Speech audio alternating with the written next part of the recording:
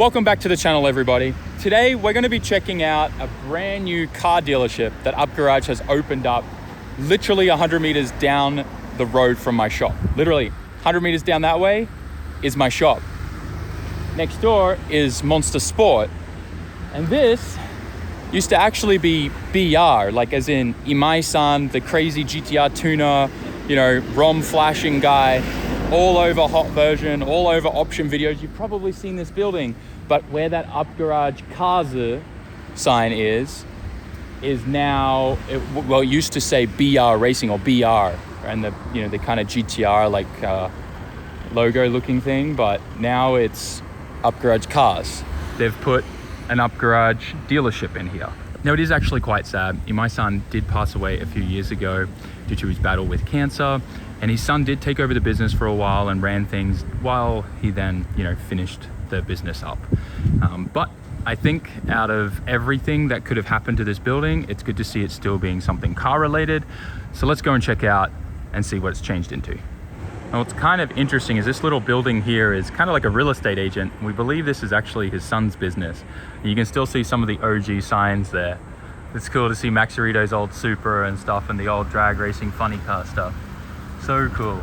Like, it's like NHRA, but it's JSDA for Japan slot car drag racing. And there actually used to be a whole dedicated slot car business in this section under this shutter, but that's all been completely removed now, and it's now used for tire storage and UpGarage's car business. So UpGarage buys cars from auctions that are modified, and then what they do is they take all the parts off, put them on the shelves and sell them, and then they return the cars to like a factory condition-ish, and then they sell them and get more money for the car than what they bought it for, right? It's a really good business model.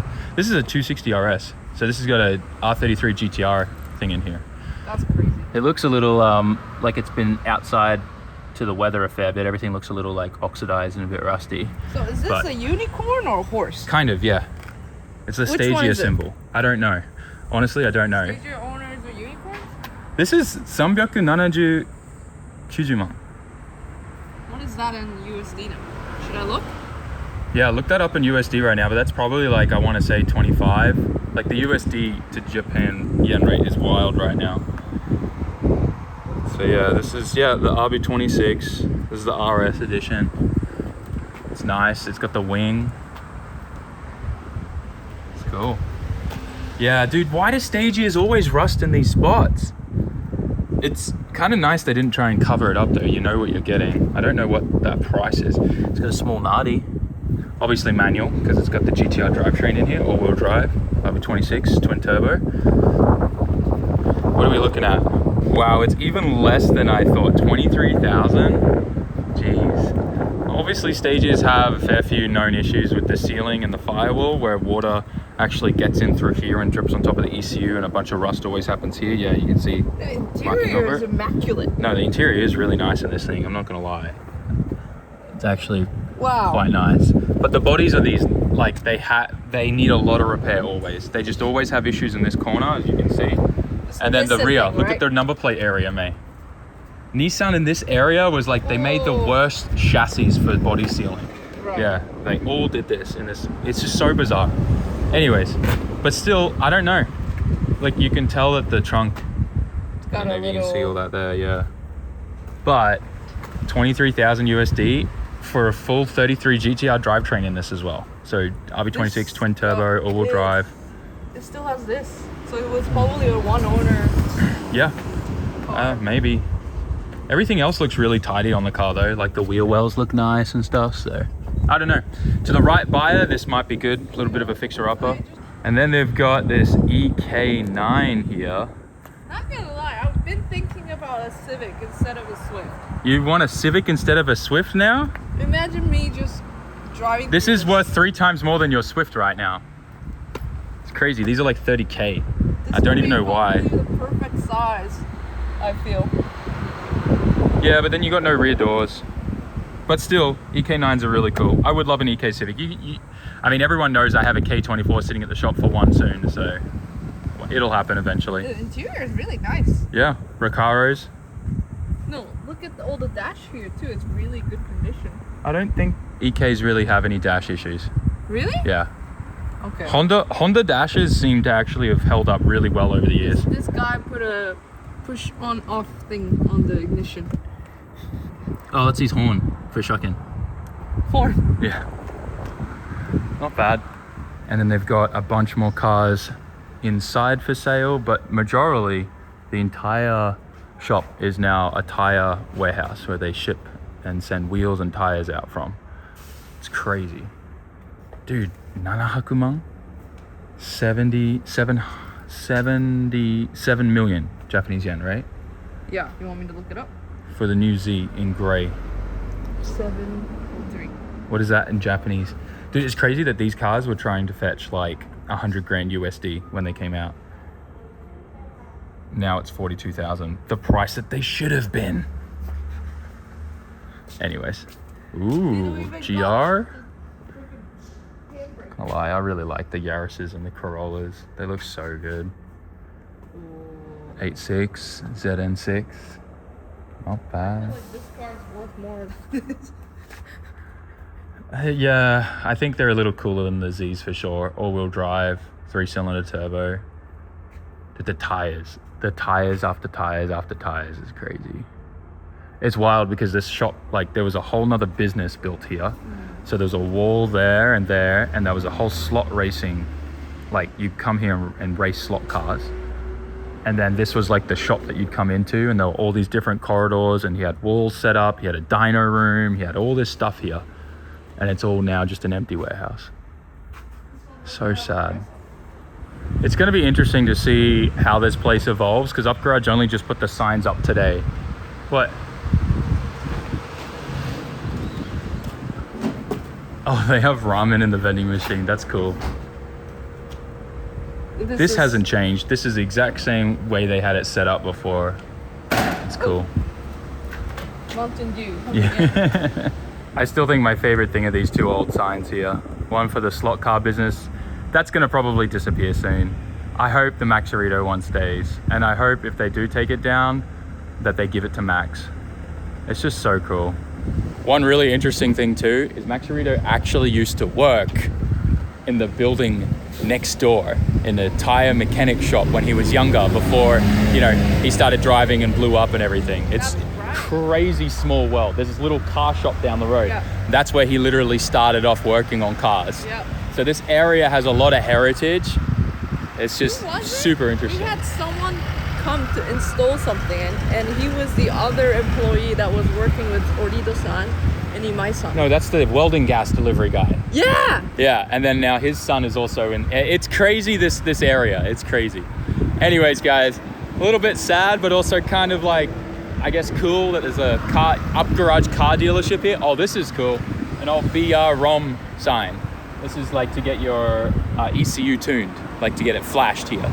Because you used to be able to bring your car and go in there, and I think he used to do dynos in there, but then he ended up moving it in. I'm not sure, but yeah, that used to be the dyno room. It's crazy. Hey, at least UpGarage took... Yeah, at least it's gone to UpGarage, I'm not gonna lie. Yeah. It's definitely, like, it's a little sad, but at the same time, it's like, this is probably the best thing that could have happened. Yes. Yeah. Well, we'll keep checking it out then. Yeah, well, probably in a few months this place will change a lot, because they literally only just put the UpGarage signs up today.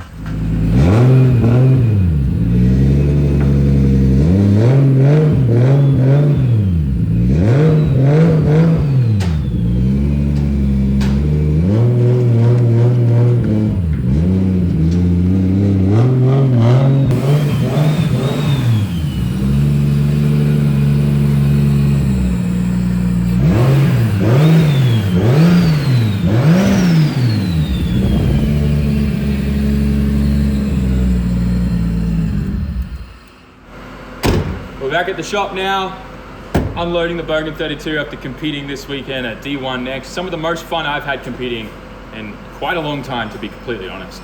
Bogen definitely needs a little bit more turning up and a bit more tuning and stuff suspension wise, but for taking it as it was there and doing so well with, essentially we brought a knife to a gunfight, to be completely honest. But I think we still did incredible, all things considered. Really, really fun. But we want to change a few more things, get this thing, making it a little bit more competitive. I think the goal is we definitely want to put that roll cage in that we're going to get for this thing, as well as strip all the interior out of it, because this car is gonna probably just become my grassroots competitive car for now until I'm happy with where the street S15 is gonna be at, right? This thing, we finally got the last piece of aero we needed for it. So it's going to go and get fitted and all the paint work and body work done so that's back to how it is. Then I need to do a bunch of R&D stuff on there and really get the car dialed in on how I want it to handle. Also where I want everything to be, hydro and all that kind of stuff. And I'm not gonna be happy with that until I'm happy with it, if that makes sense. Does that make sense? I don't really know if that makes any sense, but you know what I'm saying, guys. I need this thing, I need to be comfortable behind the wheel. Right now I'm pretty comfortable behind the wheel on this thing, so we'll make it work. But we need to probably get a hydro for this too. So that way I'm not, oh God, where, you know, kind of scenarios. But yeah, otherwise, really proud of this thing. Really, really proud of this thing. Also stoked that that's gonna be finished real soon. And really happy because this is gonna be finished soon too. But yeah, as you guys know, it's never ending pretty much. We got lots of stuff to do. First thing though, is I wanna make some money. I have a bunch of stuff that I need to get rid of at UpGarage and make some cash. So that's what we're doing. We've got the Bogen on the lift and we're already putting in the new coilovers. Up until now, we've just had matched coilovers in this thing. So the rear was really stiff, the front was too stiff as well. So we're putting in the custom set I had Neotech make for me last year. These have S15 fronts with Skyline rears, and we're going to a 6 kg spring in the back instead of an 8. 8 is probably way too much for this thing, which explains why this thing always felt like it was super gripped up. So it had a lot of traction, but yeah, we'll switch over to these 6s. That should help a lot. And then the fronts right now have 14s and Digi5s in it, so we're going to change those out to a similar setup that we have in my Street S15, which should help a lot. Good job, Fernando.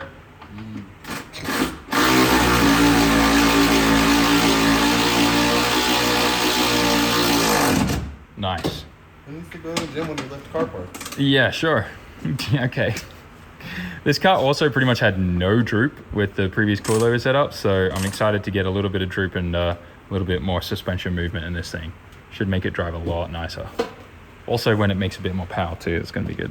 I quickly slid under the car because I wanted to see how my power brace that I welded up handled, and gosh, it looks amazing.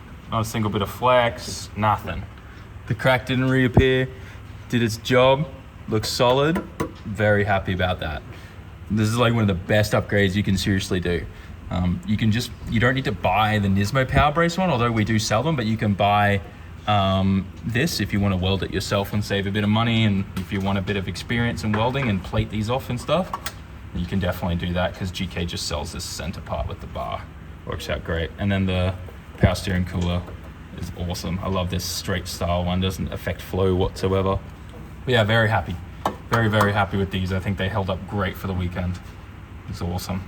We're about to rock up at UpGarage with a K-van full of parts. But look, they got a Hummer at this dealership now. You can see the school bus up there now a bit better too. Old Chevy van too. It just doesn't make any sense to me. Oh man. Oh, Silverado's still there. So weird seeing American cars in Japan for sale. Dude, it's crazy that UpGarage is expanding so much here. They still own or still rent out the shop space under that apartment building there. And they have this huge 3-story building here, plus the wheel building outside.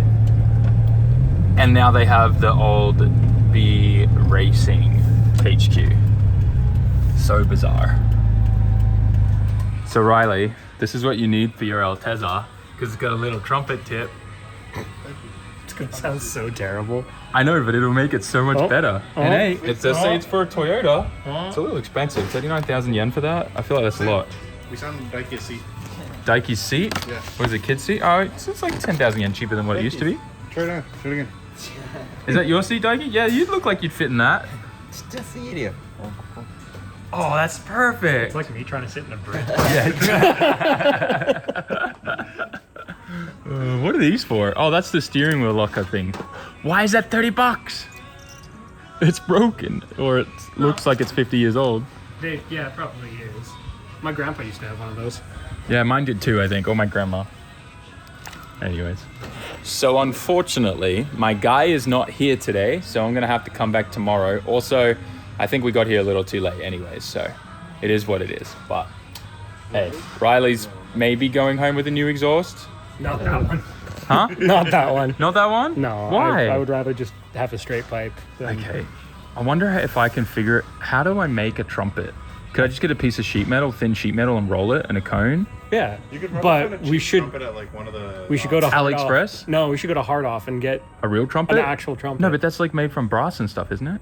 Just braise it on. No. Braise it no. on. I want to TIG that on. We need a stainless trumpet for this. I don't know anything about trumpets, so what are you looking at? I'm just studying because, things I need to learn about all this. Very soon, I'm going to have to action all of it. See? Okay. Let's see. These are all the things that you need to do to make sure that you don't lose an apex seal. See? This is a full rebuilding guide That's for rotary. actually really cool. These magazines are so cool. No, they are freaking cool. The SR one is worth so much money because there's a full breakdown from the guys at Tomei on every bit of information. It's like the SR Bible of one of these. And it's like how to rebuild it. It doesn't matter what series SR, all the pros, the cons, like everything you need to do, all the torque specs, everything is written in it. Very hard to find. But this, I might have to buy this for near future things. Yo, this is wild. Someone dropped off an L20 engine here. To be fair, this looks like this has been sitting outside for a while. But I've also never looked at the exhaust ports on these, and I don't understand what is this spacing around here. It looks like it's like pipes pressed in there for the exhaust. I didn't know they were like that. Interesting. These are out of like the Sunnies and stuff, right? No. The Sunnies had the 4 cylinders, the little A series. These are L series. These are in Skylines and like all those older Z's and stuff like that too. Oh, okay. Yeah, there's a bunch of different series of them though. It's so crazy how like single cam. Yep, and the exhaust and the intake is on the same side. Very inefficient. Whoa. Yeah.